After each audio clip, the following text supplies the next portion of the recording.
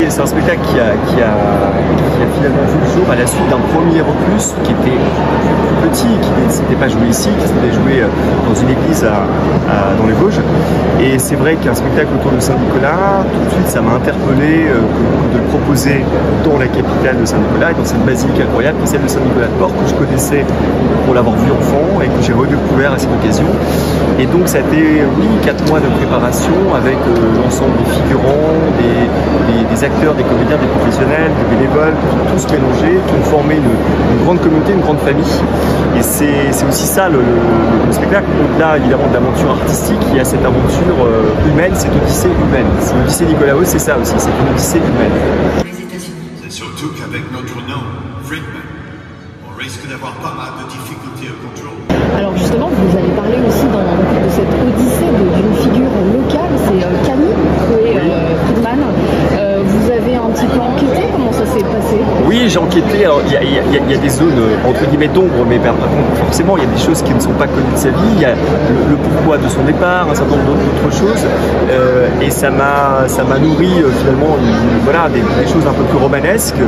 Et je trouvais intéressant finalement de mélanger ces 3 temporalités que sont l'Antiquité, l'époque de Saint-Nicolas, le pourquoi de ce Saint-Nicolas devenu le patron des Lorrains à travers la bataille de Nancy du Moyen-Âge, parce que sinon on ne comprend pas pourquoi aujourd'hui on a ce Saint-Nicolas en Lorraine alors qu'il est originaire de Myre. Et on comprend encore moins Saint-Nicolas si on n'a pas la clé de Camille Friedman qui offre cette restauration à la basilique de Saint-Nicolas en 1980, grâce à un legs incroyable, et c'est ce qui va donner finalement cette richesse incroyable à cet édifice. Alors la basilique a un écrin absolument sublime ce soir pour cette histoire. Du point de vue technique, on voit beaucoup de lasers, de choses comme ça. Est-ce qu'on a quelques chiffres? Oui, alors déjà toute la partie mise en image de la basilique, ça correspond à une trentaine de projecteurs qui chacun prennent un petit bout de la basilique. C'est un gros puzzle finalement que celui de mettre en image l'ensemble de la basilique. Et puis derrière ça, il y a toute la mise en lumière, tout l'accompagnement lumière-image qui est fait autour de ce spectacle pour donner finalement un écrin immersif, autant par l'aspect multimédia que par l'aspect humain. C'est-à-dire que voilà, les acteurs, les comédiens sont au plus près des spectateurs de la même manière que l'image et la lumière le sont. Il y aura une quarantaine de représentations. Une cinquantaine même. Une cinquantaine de représentations.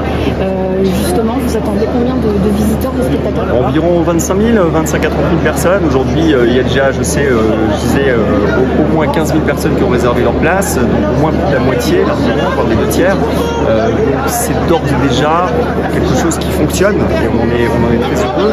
Après, voilà, on a 20 jours pour tout nous présenter, proposer, à raison de 2 représentations par jour et parfois 3 les week-ends et les jours fériés. Donc c'est aussi un vrai marathon. Ça aussi, c'est une odyssée pour les gens qui en font partie que de pouvoir assurer l'ensemble de la présentation.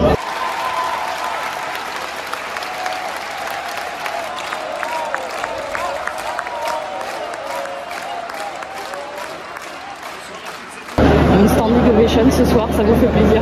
Oui, ça nous fait plaisir parce que c'était effectivement quelque chose d'incroyable de voir effectivement tout ce parterre de monde qui découvrait pour la première fois cette histoire et de les embarquer au gré de ces époques et de ce temps.